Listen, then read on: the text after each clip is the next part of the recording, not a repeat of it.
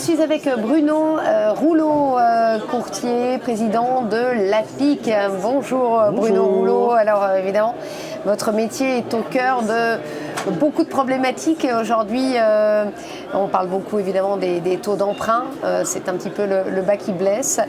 Quel est votre état d'esprit sur ce congrès de la FNAIM aujourd'hui ? Alors, un état d'esprit, sur le congrès lui-même, très bon. Je vois quand même beaucoup d'enseignes qui essayent d'être positives, des chiffres sur l'année 2022 qui vont être globalement quand même très satisfaisants. On est quand même sur une période où on devrait flirter aux alentours du million, voire même un peu plus. Donc de ce côté-là, ça va bien.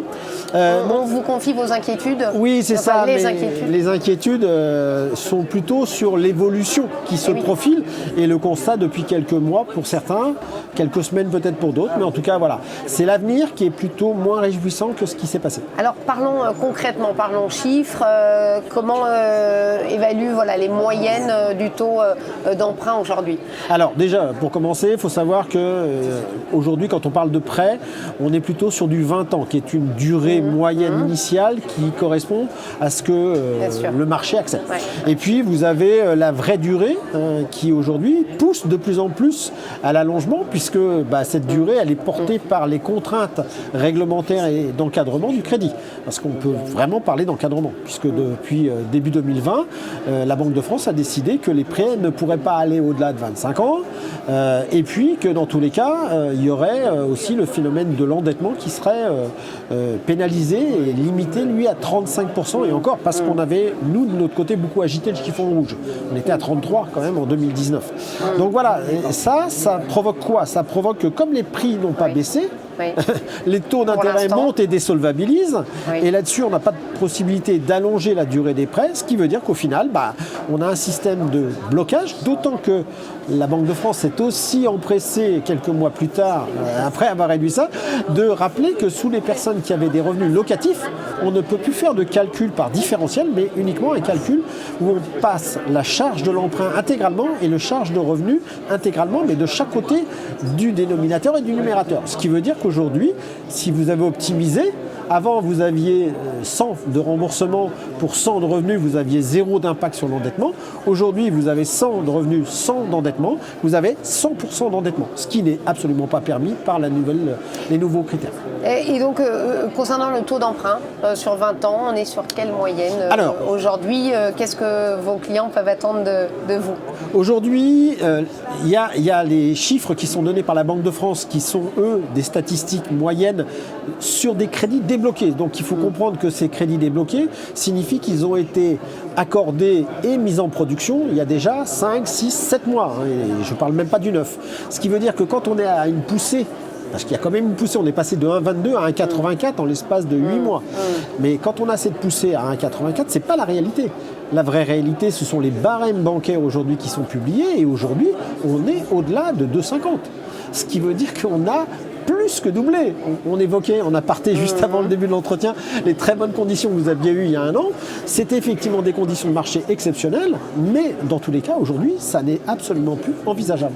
Et encore, faudrait-il que les banques acceptent de prêter, puisque aujourd'hui, un certain nombre d'établissements bancaires ont décidé que, compte tenu du coût de refinancement et de la faible rentabilité qu'ils avaient, plus du risque de récession, donc une notion de provision, ils pouvaient avoir intérêt, je parle des banques, elles pouvaient avoir intérêt à ne pas prêter du tout, en tout cas pendant quelques mois, le temps que la hausse des taux se matérialise. Est-ce que vous êtes inquiet justement sur le court terme, le moyen terme, puisque les prix ne semblent pas effectivement baisser, en tout cas pour le moment, que peut-il se passer ? Il y aura 3 éléments débloquants. Le premier, c'est qu'effectivement, pour l'instant, le marché n'a pas digéré cette donnée bloquante du crédit et donc reste haut en termes de prix. Il faut donc que les prix baissent pour resolvabiliser un certain nombre d'acteurs. La deuxième chose, c'est qu'il faut que la hausse des taux s'arrête à un moment ou un autre, de façon à ce que la banque ait plus de visibilité et puisse définir des termes de rentabilité qui lui permettent d'envisager l'avenir et de continuer à prêter ou de recommencer à prêter vis-à-vis des gens. Et puis le troisième, c'est le risque éventuellement de récession dans lequel on peut tomber et qui veut à ce moment-là crisper le marché et du coup les emprunteurs peuvent très bien hésiter à aller sur le marché. Donc ce sont des enjeux, c'est vraiment des défis que l'on a devant nous. Maintenant, on n'est pas à la première crise, celle-ci a un caractère un peu particulier. On sait que ce sont des cycles, on sait que le marché va digérer forcément une baisse, et on sait que de toute façon, l'économie du bâtiment et du logement emporte un poids social et un poids économique fort, ce qui veut dire que y a quand même peu de risques que ça dure. On imagine qu'il y a beaucoup de transactions qui ne vont pas jusqu'au bout à cause de ces problèmes de crédit. Ça pose un immense problème. Vous avez dû rencontrer, j'imagine, des agents immobiliers. Oui, bien sûr. Alors, ils le voient depuis moins longtemps que nous. Nous, on est très en amont, les courtiers, sur des sujets. Et nous, on tire la sonnette d'alarme depuis le mois de mars et d'avril. Mais dans la réalité des faits aujourd'hui, effectivement, on va avoir une inertie et on va avoir effectivement ce ralentissement sur les transactions. Je répète, l'année 2022 va rester dans ces chiffres globaux très très belle année. Mais on va voir ce ralentissement arriver.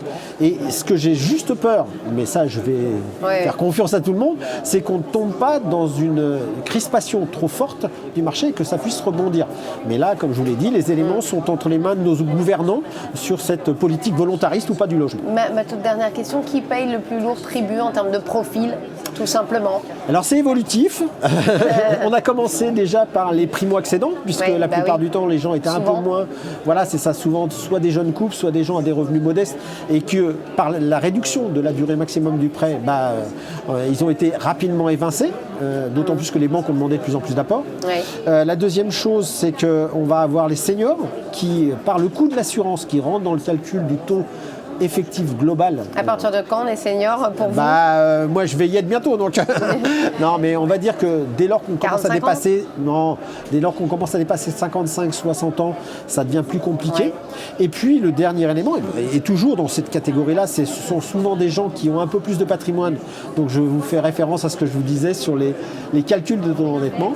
Et enfin, dernier élément, aujourd'hui c'est même carrément généralisé. Il n'y a pas de population qui échappe à cette restriction, puisque dès lors que vous avez un petit problème de santé, dès lors que vous n'avez pas des revenus stables, dès lors que vous avez déjà de l'investissement patrimonial engagé, vous tombez à un moment ou à un autre sur les fourches codines de ces critères HCSF et vous êtes bloqué. Donc voilà, mais allez.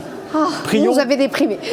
Non, je n'ai pas déprimé. C'est peut-être qu'il fallait aussi calmer ce marché qui s'était enflammé, mais réalité est faite qu'il va falloir davantage faire attention. C'est un projet de vie, et donc un projet de vie demande un petit peu de préparation. Merci Bruno Rouleau. Je vous en prie.